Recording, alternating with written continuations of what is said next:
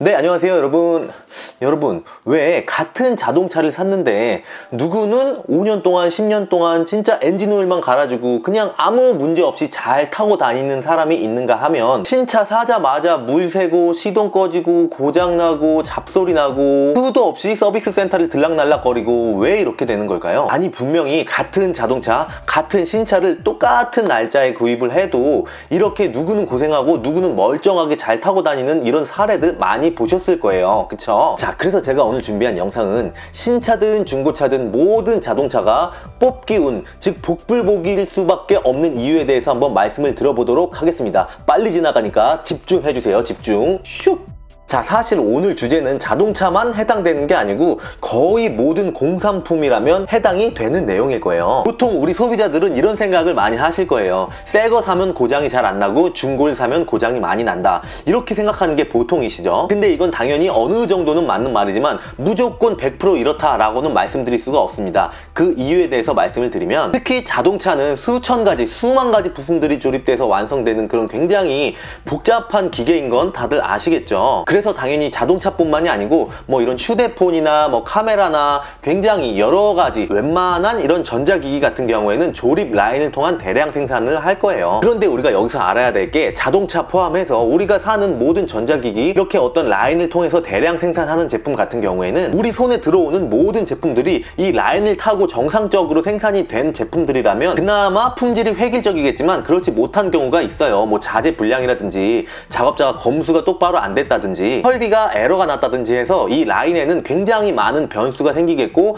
그에 따른 또 불량이 발생하기 마련입니다. 그러면 이렇게 여러 가지 이유로 이 생산 라인을 빠져나온 이런 불량들 어떻게 처리할까요? 다 버릴까요? 과연 이렇게 나온 불량들을 다 깔끔하게 폐기 처리를 할까요? 당연히 어떤 기업이든 추구하는 목적은 이윤 아니겠습니까? 이윤. 첫째도 이익, 둘째도 이익이니까 당연히 어떻게든 폐기는 막고 싶을 거예요. 그러면 이때 가장 좋은 케이스는 그 불량 나온 제품들을 다시 처음에 라인을 태우기 전의 상태로 복구를 한 다음에 이때 다시 라인을 태우면 이게 가장 이상적인 방법이겠지만, 그렇지 못할 경우에는 어떤 사람이 직접 수리나 아니면 재조립을 통해서 그 회사에서 정해놓은 스펙 안에 들어가게끔 만들어야 된다는 소리가 되겠죠. 이렇게 생산 라인에서 그 오차 범위를 벗어나는 그런 불량들을 어떤 사람이 다시 조립을 하거나 다시 수리를 하거나 이런 식의 부서들이 어떠한 형태로든 존재는 할 텐데, 이 과정에서 아무래도 사람이 직접 하기 때문에 어떤 작업자의 숙련도나 개인의 능력도 다르고 개개인이 생각하는 것도 다르고 어떤 작업할 때 꼼꼼함이나 어떤 정교함 같은 것도 다 다르지 않겠습니까? 그러니까 아무래도 기계가 똑같은 데이터 값을 가지고 똑같이 생산하는 것보다는 당연히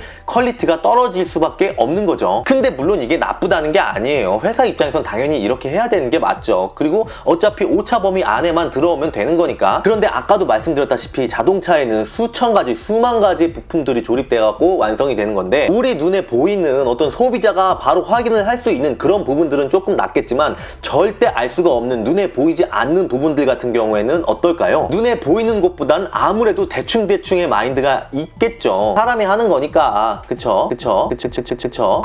실제로 제가 예전에 다니던 회사는 뭐 물론 자동차 회사는 아니었지만 이게 사람이 이렇게 수리를 하고 지금 당장은 테스트에 통과가 됐는데 이 마감을 진짜 그지같이 해가지고, 야, 이거는 몇 달 뒤면은 분명히 문제 생기겠는데, 이런 경우도 생각보다 많이 있어요. 근데 자동차도 뭐 크게 다르지 않을 것 같아요. 그러니까 그렇기 때문에 우리가 접하는 거의 모든 물건들은 결과적으로는 복불복이 어느 정도는, 아니 생각보다 많다는 얘기가 되겠습니다. 그렇기 때문에 일반적으로 소비자들이 알 수 없는 이런 과정들이 있기 때문에 누구는 새 차를 사도 고생을 많이 하는 사람이 있고 누구는 굉장히 오래된 중고차를 사도 편하게 타고 다니는 사람들이 있는 거죠. 그렇기 때문에 약자인 우리 소비자들은 그냥 제비뽑기 마냥 복불복을 기대하는 수밖에 없습니다. 어차피 이걸 알아낼 방법이 없으니까 그냥 운에 맡기는 거죠. 운에. 개소리야! 그런데 그러므로 그나마 제가 생각하는 그나마 잘 뽑을 수 있는 확률은 어떤 거냐 하면,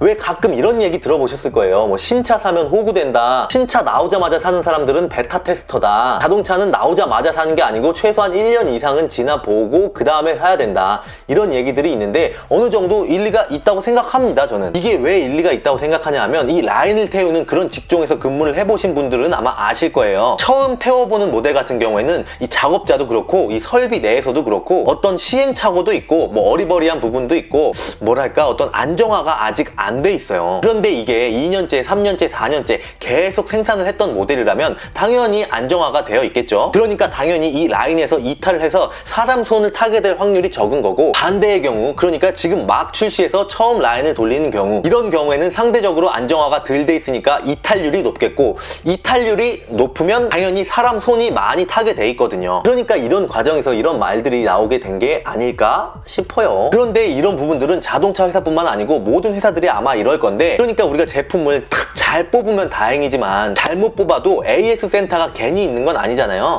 그렇죠. 이 워런티 기간 안에는 거의 모든 부분들이 무상으로 수리가 가능하고, 실제로 이런 과정에서 서비스나 어떤 대응이 신속하게 잘 된다면 소비자들도 그렇게 크게 불만을 안 갖죠. 그러니까 이렇게 최대한 문제가 될 수 있는 부분들을 신속하게 높은 질의 서비스를 받을 수 있어야 되는데, 여기서 이런 AS 센터의 접근성이 떨어지거나 수리를 맡겨도 수리 기간이 굉장히 오래 걸리거나 어떤 서비스 마인드가 개판이거나 이래버리면 기분 좋게 큰 맘 먹고 몇 천만 원짜리 집 다음으로 가장 큰 소비를 하는 건데, 이런 신차를 사고도 엄청나게 스트레스를 많이 받을 수 있다는 거죠. 그러니까 우리 소비자들은 자동차를 살 때 새 차든 중고차든 나한테 어떤 품질의 자동차가 들어올지 모르니까 이런 AS 센터의 접근성이나 서비스 이런 쪽으로도 조금은 생각을 하고 사야 된다는 거가 되겠죠.